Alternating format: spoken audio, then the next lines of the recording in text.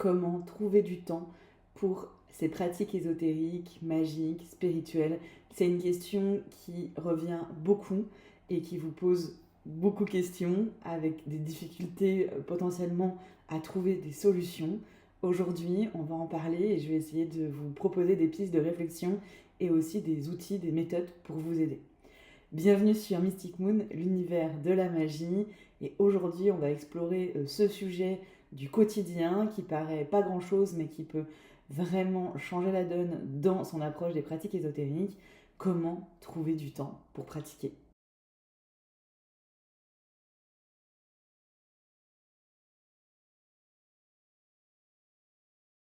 Avant d'aller dans les sujets concrets de justement comment s'organiser, quelles sont les méthodes pour nous aider, etc., c'était super important de revenir sur cette question du temps parce que je pense que parfois on se trompe de sujet, que ce n'est pas qu'une question de temps, même si ça l'est aussi, mais c'est aussi et surtout souvent une question d'énergie. Et c'est bien deux choses distinctes. Et c'est important de l'identifier pour bien comprendre justement nos contraintes et nos besoins pour avoir de l'espace pour ces pratiques ésotériques. C'est un sujet hyper important qui va grandement vous aider à identifier votre situation, à analyser votre situation personnelle, individuelle, et donc à adapter votre énergie, votre temps et vos outils d'organisation pour vos pratiques ésotériques. Pour moi, c'est vraiment le premier point crucial. Et du coup, quand je parle d'énergie par rapport au temps, c'est cette idée qu'on va avoir un certain nombre de points d'énergie par jour à dépenser. C'est une image qui peut vous aider à comprendre. Ce nombre de points d'énergie, on va dire qu'on a à peu près tous le même, mais on ne va pas avoir besoin du même nombre de points à dépenser en fonction de notre situation personnelle. C'est-à-dire que si j'ai des problématiques de santé physique, de santé mentale, des questions de surmenage cérébral, de pensée, une gestion émotionnelle qui est compliquée, peu importe. Une situation aussi qui peut être sociale, culturelle, j'y reviendrai, qui fait que quand vous allez faire quelque chose, ça va vous demander beaucoup plus d'énergie que quelqu'un d'autre. C'est pour ça que c'est important de ne pas comparer les emplois du temps, mais de se recentrer sur soi, au-delà de son emploi du temps, de regarder l'énergie qu'on a à dépenser chaque jour, comment on dépense cette énergie par rapport à sa situation. Il ne s'agit pas de juger ou de culpabiliser, mais juste d'être factuel sur sa situation aujourd'hui. Donc, par exemple, une personne qui a un emploi du temps qui est extrêmement chargé, mais qui a une bonne répartition de son énergie parce que, malgré que son emploi du temps est très chargé, c'est une personne qui est hyper stable mentalement, émotionnellement, qui n'a pas de problématique de santé physique ou mentale, qui n'a pas de problématique économique, qui lui prendrait vraiment beaucoup d'énergie, eh bien, malgré que son emploi du temps est extrêmement chargé, elle va pas avoir besoin de dépenser beaucoup d'énergie pour chaque chose qu'elle va faire dans la journée, ce qui fait qu'elle va avoir de l'énergie à dépenser, notamment par exemple pour ses pratiques ésotériques. Par exemple, si je travaille de chez moi et que je n'ai pas d'enfant, mon emploi du temps, en soi, devrait être beaucoup plus adaptable pour avoir beaucoup plus de temps pour mes pratiques. Mais si je dépense énormément d'énergie pour la moindre chose, parce que ça me coûte de faire chaque chose, parce que j'ai certaines problématiques, que mon emploi du temps soit léger par rapport à quelqu'un d'autre, ça ne changera rien. Exemple très concret, si imaginons on a 10 points d'énergie chacun et chacune dans la journée, et que pour une personne où tout va bien, eh bien elle va dépenser un point d'énergie pour s'occuper d'elle, un point d'énergie pour faire le ménage et le rangement au quotidien, 2 points d'énergie pour s'occuper de sa famille, si elle a des enfants par exemple, on va dire 3 points d'énergie pour le travail. Il lui reste donc 3 points d'énergie sur 10, qui est quand même beaucoup, pour faire autre chose. Si, à l'inverse, je prends un exemple d'une personne qui va mettre 3 points d'énergie pour s'occuper d'elle, parce que c'est extrêmement compliqué pour elle, 3 points d'énergie pour s'occuper de son ménage et de son rangement, 3 points d'énergie pour son travail, pas de points d'énergie pour les enfants parce qu'elle n'en a pas, malgré tout, il lui reste plus qu'un point d'énergie pour faire autre chose. C'est pour ça que c'est super important de voir, ok, comment, au-delà du temps que j'ai, c'est le temps qu'il me reste dans ma journée, comment je me sens dans ces moments-là, est-ce que j'ai l'énergie nécessaire pour faire quelque chose? Et si oui, combien j'ai d'énergie et comment je me sens d'investir cette énergie?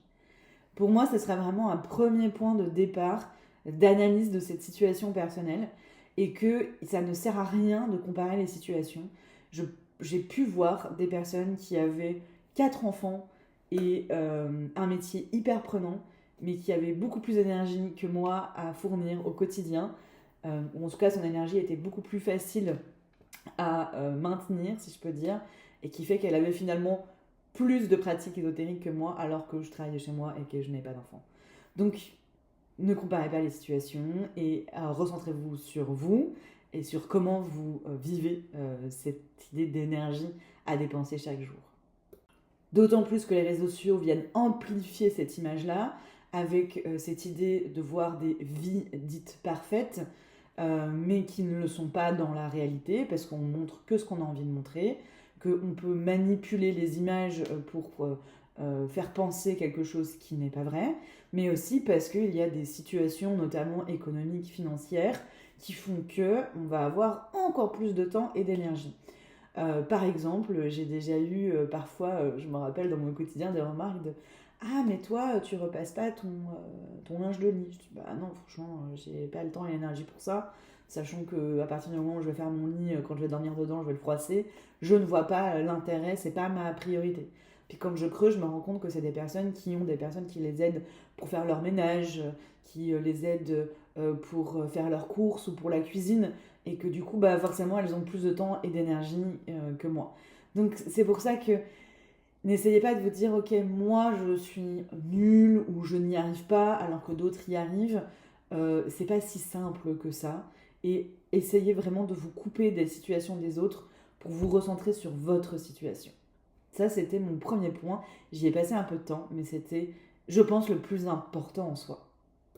Le deuxième point, c'est l'importance que vous allez donner à vos pratiques ésotériques. Et là, encore une fois, il n'y a pas de bonne ou de mauvaise façon de penser et de voir les choses. C'est juste qu'il faut être honnête avec soi-même. Dans le sens où les pratiques ésotériques, en soi, si on regarde la liste des priorités de la vie, c'est pas le numéro 1 de la liste. Dans le sens où, à tous et toutes, le numéro 1 de la liste, ça va être de combler ses besoins primaires. Se nourrir, dormir, faire en sorte d'avoir un toit sur la tête. Et puis après, on a toutes nos obligations de société moderne, de payer nos factures, donc potentiellement de devoir travailler pour ça, etc. etc. C'est ça nos priorités. Ensuite, pour beaucoup, il y a une deuxième grande pan de priorité qui va être liée au lien de notre entourage. De nourrir ma relation avec ma famille, avec mes proches, peu importe. Ça aussi, ça va prendre une certaine place. Et du coup, en général, les pratiques ésotériques vont arriver bien après. Et c'est là où ça va dépendre en fait de votre système de priorité. En général, les deux premiers que j'ai cités sont ceux qui sont les plus communs à tout le monde. Même l'aspect famille et proches, moi j'ai pas beaucoup de famille et de proches, mais j'ai à minima mon mari avec qui j'ai envie de continuer de nourrir la relation. Et forcément, ça demande du temps et de l'énergie. Après ça, j'ai tout de suite mes pratiques ésotériques et spirituelles. C'est-à-dire que une fois que j'ai comblé mes besoins primaires et que j'ai pu nourrir ce lien à mon mari, je vais directement à la case mes pratiques. Mais pour d'autres, il y a peut-être des cases intermédiaires. Peut-être qu'en plus de nourrir le lien avec ses très proches, on a besoin de plus de vie sociale, avec des connaissances ou autres, qu'on a besoin de plus de sorties, qu'on a envie de... qu'on a besoin, mais qu'on a envie surtout, parce que là on part aussi sur des envies, on a d'autres loisirs qu'on a envie de faire, qui fait que les pratiques ésotériques, elles vont encore plus loin dans sa liste de priorités. Et ça, il faut être réaliste avec ça. Et encore une fois, c'est pas un jugement. Mais si entre mes besoins primaires et mes pratiques ésotériques, j'ai 15 priorités à réaliser, il est évident qu'il y a peu de chances qu'on arrive à mettre en place régulièrement des pratiques ésotériques. Et il faut être clair, les pratiques ésotériques ne sont pas un loisir qu'on peut faire de temps en temps. dans le sens où c'est un investissement personnel, c'est une philosophie de vie, c'est un mode de vie qui demande de l'intégrer de manière beaucoup plus régulière et beaucoup plus souvent, et qui fait que ça prend de la place, très clairement. Ça ne va pas prendre la même place à nouveau en fonction des personnes et des croyances et des besoins et des envies. Quoi qu'il arrive, ça va prendre de la place. C'est pas comme une sortie cinéma qu'on ferait une fois tous les trimestres, une fois ou deux par an. Et ça demande de nourrir, ça demande beaucoup d'études, d'apprentissage, de connaissances, d'expérimentation, de réflexion, d'introspection. Ça prend de la place. Et ça, il faut en avoir conscience. D'ailleurs, quand on me demande est-ce que tout le monde peut faire des pratiques ésotériques, la réponse est non. Mais pas par manque de capacité ou de dons ou autre, parce que ça je n'y crois pas, mais par manque de réel intérêt, tout simplement. C'est pas suffisamment important pour moi. Et c'est pas grave. Mais du coup, ça sert à rien de se faire du mal à essayer de caser absolument des pratiques ésotériques dans une vie où il n'y a pas la place pour ça. Donc reposez-vous les bonnes questions de quelle est la place que vous voulez donner à ces pratiques. Et si on a envie de leur donner de la place, eh bien, il va falloir faire des choix dans ces pratiques. Car très souvent, d'autant plus quand on débute, on a envie d'expérimenter et d'explorer plein de choses. Et ce qui est génial, parce qu'on a besoin de cette curiosité, pas qu'au début d'ailleurs, tout le temps, pour pouvoir nourrir nos connaissances, nos expériences, nous ouvrir à plein de possibles. Mais dans la réalité du quotidien, on ne peut pas tout explorer et tout faire en même temps, ce n'est pas possible. Il va falloir faire des choix et du coup faire des priorités dans la priorité. C'est-à-dire qu'on a nos priorités de vie où il faut placer nos pratiques ésotériques et une fois que c'est placé là, à l'intérieur, il va falloir aussi gérer ses priorités. Pour ma part, j'ai fait le choix dès le départ de me concentrer sur des pratiques en lien avec les cycles parce que c'est ce qui me transporte le plus. Je me suis concentrée sur travailler avec le cycle des saisons, le cycle de la lune. Et une fois que j'ai eu une certaine maîtrise de ça, et bien comme j'avais l'expérience et la connaissance suffisante pour que ça devienne une pratique qui est simple à mettre en place, parce que j'ai pas besoin de réfléchir, de potasser, d'expérimenter, parce que c'est bon, je comprends le fonctionnement et ça fonctionne bien, et bien j'ai pu rajouter autre chose, qui a été la magie des éléments, et hop, là j'ai réexpérimenté, etc. Et une fois que j'avais une bonne maîtrise de la magie des éléments, bien j'ai pu ajouter autre chose. C'est pas nécessaire d'ajouter d'autres choses. Mais ce que je veux dire, c'est que ça ne sert à rien de partir directement avec 3-4 pratiques dans son bagage, alors qu'on n'en maîtrise aucune, que du coup ça va nous demander beaucoup de temps de connaissances, d'apprentissage et d'expérience, et que du coup à la fin de l'histoire on fera rien, ça va nous démotiver, ça va nous frustrer, ça va nous culpabiliser. Faites des choix priorisés. Une fois que vous avez priorisé au sein de votre pratique ésotérique et que vous avez identifié ce par quoi vous avez envie de commencer et que vous allez vous concentrer sur cette seule chose, ça va être d'y aller petit pas par petit pas. Et pour moi, ce qui va être essentiel, c'est la régularité plutôt que la durée, très clairement. C'est-à-dire que si directement vous dites « Ok, moi, ça y est, c'est bon, j'ai décidé, pratique ésotérique, j'y vais à fond, je m'y mets 1 heure par jour », il y a très peu de chances pour la grande majorité des personnes que ce soit possible. Moi-même, je n'y passe pas 1 heure par jour. Ce n'est pas possible. En tout cas, pas dans l'énergie que j'ai à donner dans mon quotidien. Bien sûr que ça m'arrive d'y passer 1 heure, 2 heures, 3 heures, 4 heures, des moments où j'ai plus de temps, où j'ai plus d'énergie à donner, le week-end, pendant les vacances, etc. Mais c'est pas mon quotidien. Je peux pas passer 2-3 heures dans ma pratique ésotérique par jour en tant que pratique personnelle. Il se trouve que moi, c'est aussi mon métier, donc j'y passe toute la journée, mais c'est pas dans ma pratique personnelle, c'est dans ce que je vais transmettre, donc c'est quand même différent. Dans ma pratique personnelle, j'y passe pas des heures par jour, ce n'est pas possible. Donc soyez réalistes, parce que quand vous allez pouvoir atteindre ce que vous avez pu décider, projeter, ça va vous donner confiance, ça va vous donner envie et ça va être beaucoup plus simple de tenir sur la durée. C'est la durée et la persévérance et la patience qui fait pour moi tout l'apprentissage des pratiques ésotériques. Et c'est dur parce qu'on n'a pas l'habitude aujourd'hui dans nos sociétés modernes où tout va super vite, tic-tac, boum bam, allez hop, internet, tout. Je peux commander un truc de l'autre bout du monde en 2 secondes sur internet. Et là, on me demande de passer du temps régulièrement, souvent, avec pas des résultats tout de suite. ah, c'est sûr que notre cerveau, il est là, mais elle est où la récompense, quoi? Elle n'est pas là tout de suite, quoi. Donc, c'est ça où la foi va rentrer ici en ligne de compte et que la foi va nous aider, nous porter, nous nourrir pour tenir dans la durée. Donc, essayez de voir par rapport au premier point que je vous ai évoqué sur l'énergie, le temps, les priorités, etc., etc.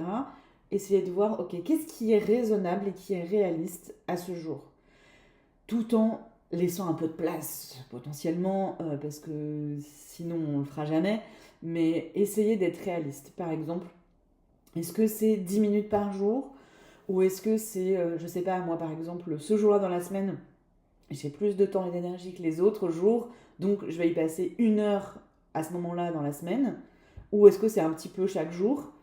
Essayez de voir. Pour moi, c'est au moins 1 fois par semaine, je pense, pour avoir cette idée de régularité. Et il vaut mieux que ça soit, comme je disais, un petit peu 10 minutes, 15 minutes, 20 minutes, 1 heure, pas 4 heures par jour. Ce n'est pas possible. Donc les routines à rallonge où on fait 1 milliard de trucs parce que ça fait bien sur le papier, c'est pas intéressant et c'est pas ça qui va vous aider. Pour finir, quelques petites méthodes et petits outils pour vous aider une fois que vous avez tout ça, que vous avez défini tout ça et que vous savez sur quoi vous allez travailler, combien de temps, avec quelle régularité. Des petits outils, des petites méthodes peuvent vous aider. Mais comprenez qu'il n'y a aucune méthode miracle, qu'il n'y a aucune méthode qui correspond à tout le monde et que même quand vous trouvez une méthode qui vous correspond, elle vous correspondra potentiellement sur du court moyen terme et elles évolueront, elles changeront. Les méthodes d'organisation aussi évoluent et changent en fonction de son énergie, en fonction de son temps, en fonction de plein de choses. Donc vous ne dites pas, je vais trouver une méthode qui va régler la situation et qui va faire que c'est bon, je serai organisée, j'aurai du temps et de l'énergie pour mes pratiques. C'est faux. Il faut laisser les outils et les méthodes à leur juste place. Elles sont là pour aider à cadrer quelque chose qui est déjà en place. C'est pas elle qui va créer votre pratique, c'est pas elle qui va faire en sorte que ça fonctionne. C'est vous et ça va juste vous aider, ça va être un support supplémentaire. Très souvent, on cherche dans des méthodes et des outils une solution finale, que c'est ça qui va répondre à ma problématique. Pas du tout. Ça va vous aider dans la solution que vous avez trouvée à la mettre en place. C'est pas la même chose. Première chose, très basique, mais quand j'en parle, il y en a avec les personnes que j'accompagne ou avec les weirdos sur la saisonnière ou autre, bref, ou en live ou que sais-je. Quand je dis ça, il y a plein de gens qui se disent ah mais oui, c'est vrai que ça peut être très utile. Donc peut-être que pour plein de personnes ça sera évident, mais c'est de prendre des rendez-vous avec votre pratique ésotérique dans votre agenda. Parce que si vous attendez que le temps et l'énergie se présentent à vous de manière évidente en vous disant ah bah oui là c'est bon j'ai tout fait, je peux me mettre dans les pratiques ésotériques, il est fort probable que ça n'arrive jamais. Parce qu'on a toujours quelque chose à faire. Moi j'ai toujours une lessive à faire, j'ai toujours des trucs à faire avec mon mari pour passer du temps avec lui, j'ai toujours du travail à faire, ça j'en ai toujours, j'en ai plein à faire. Il y a toujours des choses qui vont passer avant à faire, peu importe. Euh, Ça va être important de prendre rendez-vous. Pour moi, c'est facile parce que comme ma pratique est beaucoup basée sur les cycles, bien je sais que j'ai à minimum 2 fois par mois la nouvelle lune et la pleine lune, voire parfois je peux aussi travailler avec les premiers quartiers, derniers quartiers, et 1 fois tous les mois et demi, j'ai aussi le cycle des saisons avec les célébrations, les sabbats. Donc ce qui fait que j'ai au moins de toute façon 3 rendez-vous par mois qui sont là de toute manière. Essayez d'avoir, peu importe votre pratique, ces rendez-vous qui sont clés pour vous et qui vont être intégrés dans votre agenda. Ça ne veut pas dire que du coup, parce que c'est écrit dans votre agenda, vous allez le faire, mais au moins, c'est identifié. Et ça vous permet ensuite de peut-être mieux gérer vos priorités. Et que par exemple, pour moi, encore une fois, c'est pour moi personnellement, les célébrations de saison, on n'y touche pas. On ne peut pas y toucher. C'est pas possible. C'est hyper important pour moi. C'est vraiment central dans ma vie, dans mon mode de vie, ça participe à mon bonheur. Enfin, on ne peut pas m'enlever ça. Donc, moi, je sais que sur toute l'année à venir, j'ai toutes les dates qui sont identifiées. D'ailleurs, chaque année, je vous propose un petit agenda digital que vous pouvez prendre sur ma boutique qui vous donne toutes les dates de toutes les cycles de la lune, fêtes païennes, cycle des saisons. Et du coup, moi, mon agenda, il est prêt pour toute l'année. Je connais toutes les dates à l'avance. Ce qui fait que quand on me propose quelque chose, je regarde, ah non, là, le 22 décembre 2024, je dis n'importe quoi, c'est le solstice d'hiver. Moi, le 22 décembre, c'est non. C'est ma célébration de solstice d'hiver et on n'y touchera pas. Et du coup, à moins que, bien sûr, il y ait urgence, voilà. Mais si c'est pour une sortie ciné, bah, je n'irai pas au ciné, je préfère faire mon solstice d'hiver. Ça, c'est mes choix personnels, mais parce que c'est exprimé sa place dans mon agenda, bah, je l'oublie pas, ça passe pas à la trappe. C'est là, c'est visuel. Après, je fais mes choix. Est-ce que je respecte ce qui est écrit dans mon agenda ou pas? Mais au moins, c'est là. D'autres outils et méthodes qui vont aller dans un même packaging, c'est se préparer en amont. Préparer les choses. Par exemple, moi j'ai écrit que le 22 décembre, je célèbre le solstice d'hiver. Super. Je ne peux pas attendre le 22 décembre, le jour du solstice d'hiver, pour me poser la question de qu'est-ce que je vais y faire. Est-ce que je vais arriver le 22 décembre? Après tout un temps de journée, de contraintes, du quotidien, où j'ai très peu d'énergie. Si en plus je dois tout préparer, tout organiser pour célébrer mon solstice d'hiver, il y a peu de chances que je le fasse. Parce que ça prend énormément de temps. Organiser une célébration et un rituel, ça prend du temps. Donc, je sais que mon solstice d'hiver, c'est la célébration le 22 décembre, mais du coup, les semaines avant, je vais m'y préparer. Bon, alors j'en profite pour faire ma petite pub quand même, c'est que c'est ce que vous permet de gagner du temps avec Magie Saisonnière. Moi, j'ai beaucoup de personnes qui sont inscrites à Magie Saisonnière, pas parce qu'elles ont besoin réellement d'aide dans leur pratique, parce que elles maîtrisent plutôt bien leur pratique, mais parce qu'elles n'ont pas suffisamment d'énergie et de temps à consacrer à l'analyse des énergies, des idées de rituels, et que bah, du coup, moi, je leur fournis ça chaque mois sur Magie Saisonnière. Donc c'est ça aussi à quoi ça aide. Mais du coup, de manière générale, que ce soit moi ou vous qui le fassiez, il faut le faire. Il faut le préparer et l'organiser, y réfléchir, préparer les outils, préparer le déroulé du rituel, les incantations. Ce qui fait que le jour J, vous êtes prête pour pouvoir le faire. Vous n'avez pas tout ça à penser. Et ce qui fait que dans vos priorisations de qu'est-ce que je fais dans la pratique, bah, si pour moi cette célébration par exemple est très importante, bah, je sais que je vais avoir besoin de temps en amont pour l'organiser et que donc ma priorité dans les semaines à venir, ça va être de préparer et organiser ça. Et vous allez le faire un petit peu chaque jour ou chaque semaine. Voilà, si vous passez 10 minutes par jour pendant 2 semaines à organiser votre célébration du solstice d'hiver, elle sera carrée et tout sera prêt le jour J. Ça peut être aussi de vous organiser au niveau des outils au quotidien. Voilà, plutôt qu'à chaque fois de vous dire, ok, qu'est-ce que je fais, comment je le fais, quels outils je vais avoir besoin. Et du coup, bah, à chaque fois, c'est une charge mentale à porter supplémentaire dans sa pratique. Facilitez-vous la vie. Moi, au tout début, je me rappelle, j'avais un petit panier, j'en avais beaucoup parlé sur YouTube à une époque. J'avais un petit panier où je mettais tout dedans, ce dont j'avais besoin, mon journal, un jeu de cartes, mes outils voilà, préférés avec lesquels j'aime bien travailler. Et ce qui fait que quand j'avais un temps à accorder, hop, je prenais mon panier. Comme vous savez, les sacs de jeux pour les enfants, hop, j'étale et ça y est, je suis prête, je fais. Facilitez-vous la vie. Un dernier outil qui m'a beaucoup aidé moi dans mes débuts et même pendant longtemps, ça a été d'avoir une liste de choses que j'aime faire dans ma pratique ou que j'ai besoin de faire dans ma pratique pour avancer. Et donc je me faisais la liste de tout ça. Ok, je dis n'importe quoi, méditation, prière, lecture de livres ésotériques, analyse de rituels précédents, retour sur des tirages faits, préparation de rituels. Ça peut être visualisation, voyage en état de conscience modifié, j'en sais rien. Toute une liste de tout ce qui compose en fait potentiellement vos pratiques ésotériques. Ensuite, une fois que vous avez écrit ça, vous avez une colonne qui peut être le temps à peu près que ça vous prend. C'est impossible de savoir exactement, mais moi je sais que je médite entre 10 et 20 minutes en général. Je sais qu'un voyage en état de conscience modifié, tout compris, ça me prend bien 30-40 minutes. Je sais que une lecture, si je veux vraiment plonger correctement dans un bouquin, il faut que ça me prenne au moins 40 minutes, 1 heure. Une analyse d'un tirage précédent, ça peut me prendre facilement 30 minutes, 1 heure. Voilà, je J'identifie le temps que ça me prend. Ensuite, j'identifie les outils dont j'ai besoin. Ah ok, donc pour ça j'ai besoin d'un jeu de cartes, pour ça j'ai besoin de tel type de plante, etc. Donc comme ça me permet de savoir directement quel type d'outil je vais avoir besoin. Vous pouvez aussi, si vous arrivez à identifier, mettre l'énergie que ça me prend au-delà du temps. Par exemple, moi, faire une méditation, ça me prend beaucoup moins d'énergie que faire un voyage en état de conscience modifié. Prendre le temps de faire un retour d'un tirage, ça me prend moins d'énergie que de faire le tirage en lui-même. Ça, après, ça dépend de chacun, chacune. Voilà. Ce qui fait que, dans votre quotidien, si vous dites, bah là, j'ai 15 minutes à m'offrir pour mes pratiques ésotériques. Qu'est-ce qui me prend 15 minutes dans ma liste? Ça sert à rien de partir dans un truc qui dure 1 heure. Hein. Vous avez que 15 minutes. Qu'est-ce qui dure 15 minutes dans la liste?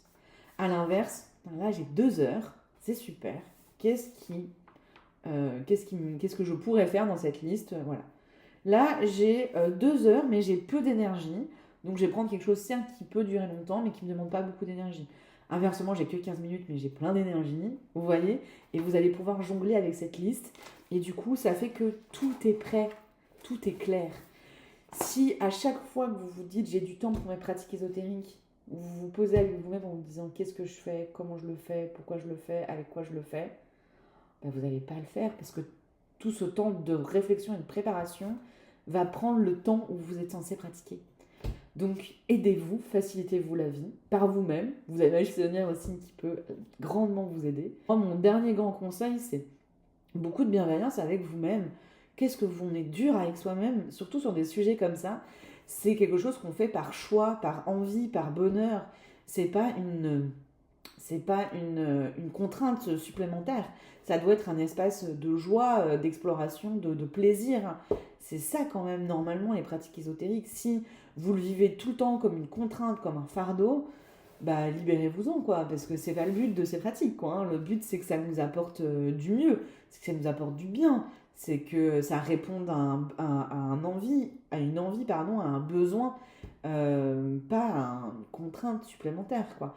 Ça veut pas dire parce que on aime ça que c'est facile de le faire, d'y trouver du temps et de l'énergie. C'est pour ça qu'il faut s'organiser et s'aider.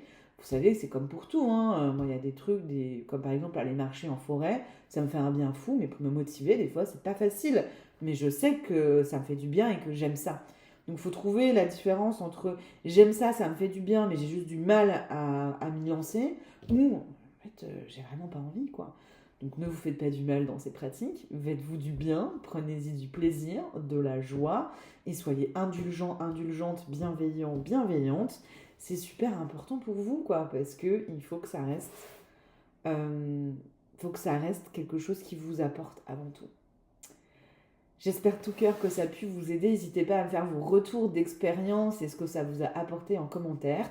Si ça vous a plu pour me soutenir, n'hésitez pas à liker cette vidéo. Vous pouvez aussi vous abonner pour découvrir la suite des aventures sur Mystic Moon. Et du coup, je vous dis à bientôt par ici.